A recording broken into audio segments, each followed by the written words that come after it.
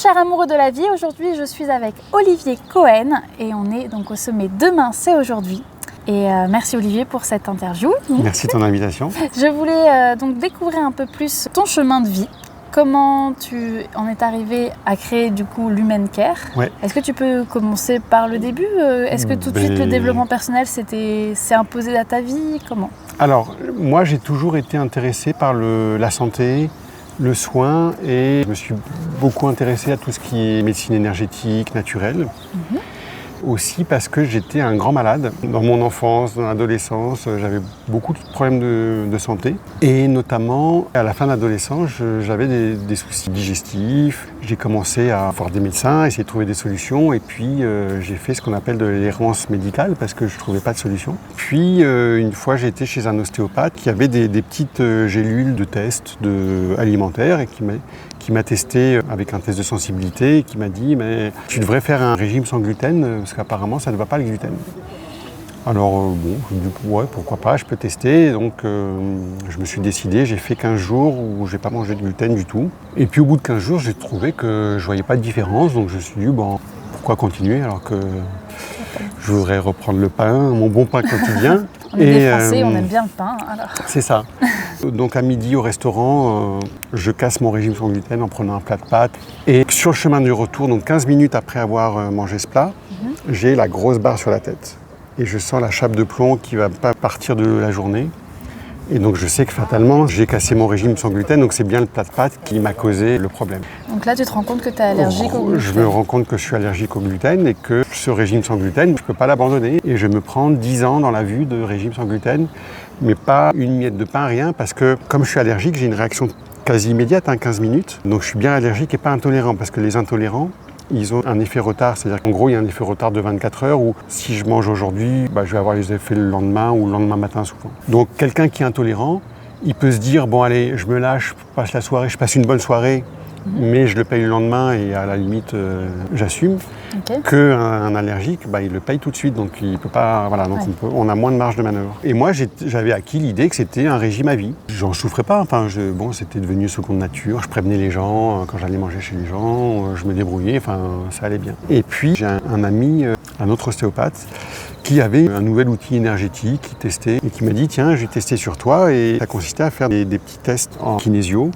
Il avait plein de flacons de réactifs et puis il avait trouvé en effet que j'avais le gluten et puis le BCG, le vaccin du BCG. En allergie, c'est ça? Il pouvait le sentir? Alors, c'était pas nommé allergie, mais il sentait que le corps y réagissait. D'accord.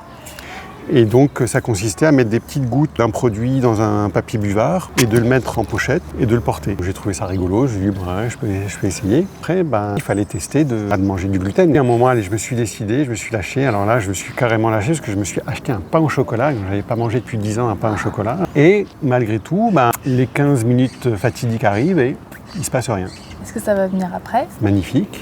Il ne se passe rien, et puis j'ai commencé à augmenter les doses, puis j'ai senti que j'augmentais les doses, mais le lendemain matin, j'étais un peu la tête dans le cul. Ok, donc là tu étais passé intolérant. J'étais passé intolérant, donc il avait réussi à me faire passer d'allergique à intolérant. Génial, il y a une solution, ça existe. Et donc j'ai été le revoir, je dis est-ce qu'on peut faire plus loin, c'est super ton truc, est-ce que ça s'apprend, je vais apprendre cette technique. J'ai commencé à me documenter, puis j'ai trouvé une méthode qui s'appelait NAET et qui proposait, qui disait oui, on a une solution de traitement des allergies, intolérances, on forme des thérapeutes. Qui ressemblait un petit peu à... Pas du tout, aucun rapport. Aucun rapport. Mais je ne savais pas du tout que ça existait. J'avais pas mis les bons mots-clés qui faisaient que je n'avais pas cherché une solution, parce que pour moi ça n'existait pas.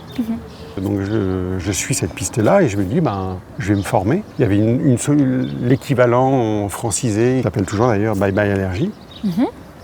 Et donc je me suis formé à cette technique. Et le Bye Bye Allergie, en quoi ça consiste? Alors, ça consiste à avoir plein de réactifs sous forme de petites fioles de test. Et pour chaque réactif, donc on va le tester, c'est toujours le même principe, on teste une sensibilité énergétique et tout ce qui est sensible, on va le traiter. Mais là, le traitement consiste à attraper dans la main la petite fiole de test et faire toute une séance d'une 40aine de minutes de points d'acupuncture en acupression. D'accord. Et de faire un reset en présence de l'allergène. Et ensuite, pendant 25 heures, on doit être en éviction de l'allergène qu'on traite. Si je traite les œufs, pendant une journée complète, je ne dois pas manger d'œufs. D'accord. Et ça, c'est vrai pour tout. Donc, il y en a qui sont simples à faire, il y en a qui sont assez compliqués. Avec cette méthode, il y a ce qu'on appelle des bases à faire. On fait des traitements préparatoires, ce qui fait qu'on a facilement 20-25 séances à faire. Donc 25 séances, on en fait une, deux par semaine quand on est en forme. Ça fait tout de suite des traitements très longs, laborieux, coûteux. C'est pas très valorisant. Et je me suis dit, mais quand même, il doit y avoir une méthode plus simple, c'est pas possible. Et puis je me suis rappelé que cette petite pochette-là, j'avais quand même réussi à faire un truc. Peut-être que si je combine l'approche, parce que dans cette méthode Naed Bye Bye Allergie, il y a une compréhension vraiment précise de l'allergie et de la manière dont on la traite d'un point de vue énergétique, même des sensibilités au sens large. Donc si on peut peut-être être plus fin en analyse et utiliser le même outil de cette homéopathie de contact, on pourrait obtenir des choses. Et je me suis dit, mais en fait, je peux expérimenter, je suis encore allergique au gluten, donc je vais être mon propre cobaye. Donc j'ai arrêté mon traitement Bye Bye Allergie, je vais faire comme si je recommençais à zéro et j'expérimente de voir si j'obtiens des résultats dans cette logique et je peux le faire directement sur moi, donc je suis tranquille, je suis autonome. Et donc j'ai pu mettre en place des protocoles, essayer de tester. Alors ça n'a pas marché du premier coup, j'ai fait des heureux et puis jusqu'à un moment où j'ai fini par mettre au point un protocole. Et puis à ce moment-là, mes parents m'invitent à aller en Italie. D'accord. Je me suis dit, j'avoue, les pâtes. Je me suis dit, allez chiche, je dis, si ça va bien, si ça marche, je me lâche. Premier resto, ça passe, deuxième, troisième, et je passe une semaine à bouffer des pâtes, des pizzas, et pas de symptômes. Waouh. Donc là, génial. Tu dis, ça y est, j'ai trouvé quelque chose. Ouais, j'avais fini mon traitement, puisqu'il dure un mois le traitement, et ça a marché, et puis je me rends compte que les symptômes après repas, il n'y en a plus. Le brouillard dans la tête, il diminue. La fatigue, elle diminue. Je refais quelques traitements en plus. Et au final, donc j'ai fait ça il y a à peu près 6-7 ans. Et depuis, je ne suis plus aucun régime. Je n'ai plus de symptômes liés à des sensibilités et je n'ai pas eu besoin de refaire de traitement. Donc c'est-à-dire que c'est une petite capsule qui ressemble à...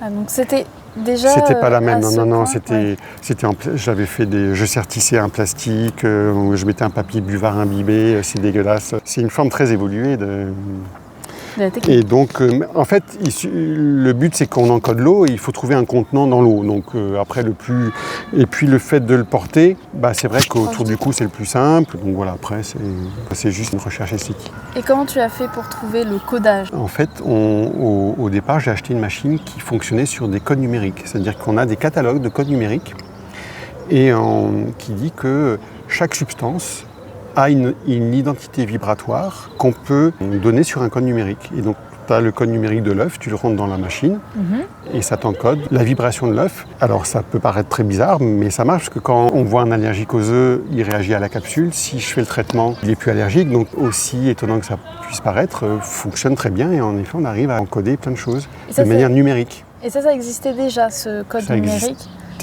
Qui l'avait mis en place Alors moi, quand j'ai acheté la machine, il y avait un catalogue de codes numériques. Ensuite, j'ai cherché sur Internet, il y a plein de catalogues, il y a des groupes d'échange de codes numériques. Il y a tout un monde de la radionique et des codes numériques, des substances. C'est un monde à découvrir. Voilà. Après, je me suis retrouvé coincé parce qu'il y avait des choses que je voulais encoder où je n'avais pas de code numérique. Je me suis rendu compte que si on peut avoir une empreinte vibratoire à partir d'un code numérique, et peut-être que cette empreinte vibratoire, il y a une manière encore plus simple de la réaliser, c'est à partir du mot écrit. Comme si le mot écrit était un espèce de mantra, de mandala, qui avait l'empreinte vibratoire équivalente à la substance qu'on nomme. Et j'avais testé d'écrire des mots sur un papier. Et de voir est-ce que tu as la même vibration à la fin. Et donc, comment tu as pu voir ? Il suffisait que je mette dans la main de la personne ce que j'avais encodé, que je fasse le test de sensibilité. Je voyais si une personne allergique, elle répondait à la capsule que j'avais encodée de cette manière. Ok. Donc c'est thèse empirique. Donc tu as pu voir qu'effectivement d'écrire le mot, ça codait comme l'élément aussi bien que le code numérique. Et c'était aussi la porte ouverte parce qu'à cette époque-là, je commençais à m'intéresser à voir la partie émotionnelle. Parce qu'on se rend compte qu'il y a une grosse interaction entre allergie et émotion. Les allergiques le savent parce que la plupart ils disent quand je suis en stress, mes allergies elles flambent. Il y a un lien. Oui. Mais quand on devient allergique, en fait souvent il y a un stress à l'origine. les gens, quand on les traite, ils disent « Ah, ça m'a fait bouger au niveau émotionnel », alors qu'il n'y a que des réactifs. Je sentais bien qu'il y avait un truc à faire et qu'il fallait que j'associe mes réactifs à des émotions. Et ben les émotions, qu'est-ce qu'il y a de mieux qu'écrire la joie, l'amour, le pardon sur un bout de papier, de l'encoder, parce que les codes numériques pour les émotions, c'était pas aussi palpable. Donc moi, j'ai continué mon petit bonhomme de chemin et puis surtout, j'ai commencé à former des thérapeutes en me disant moi, en tant que thérapeute, c'est bien, mais ça serait plus intéressant de disséminer et ouvrir. Et bon, là, ça a été une autre aventure, puisque du coup, il faut communiquer, il faut intéresser les gens, parler. Et... les faire découvrir, après eux, ils vont peut-être tester. Et c'est puis, ça, finalement, ils disent « Ah, mais est-ce que ça marche ou pas ? J'ai testé avant sur moi, mais... » Et finalement, ils testent, ils aiment bien. Oui, donc j'ai formé environ un peu plus de 150 thérapeutes. Ah oui. Alors tout le monde ne pratique pas, mais ça c'est vrai, parce qu'il y a des aléas de la vie, les choses. Donc aujourd'hui, je pense que j'ai une centaine de thérapeutes qui pratiquent. Sur la centaine qui pratiquent, j'ai des retours très positifs, la majorité sont vraiment contents. Puis c'est une méthode, j'essaie toujours de trouver des améliorations, donc c'est vraiment une méthode en mouvement. Je ne considère absolument pas être au bout de ce qu'on peut faire, parce que c'est... il y a deux aspects, c'est qu'il y a ce que j'ai mis en place comme outillage qui permet de générer les encodages, mais après il y a qu'est-ce qu'on met à l'intérieur de cette petite capsule et sur quelle ficelle on va tirer, quelles sont les bonnes phrases, les bons mots à encoder pour telle ou telle chose. Et il y a encore un chantier d'investigation, de découverte encore énorme, parce que c'est vraiment une nouvelle approche. Ça fait combien de temps du coup maintenant que tu l'as développé ? Ça fait 6 ans à peu près. Alors je ne dis pas que j'ai pas explosé de folie, mais si on considère justement tous les salons, les clients que j'ai, à mon avis ça fait plusieurs milliers de fioles qui ont dû circuler. Ouais. Génial.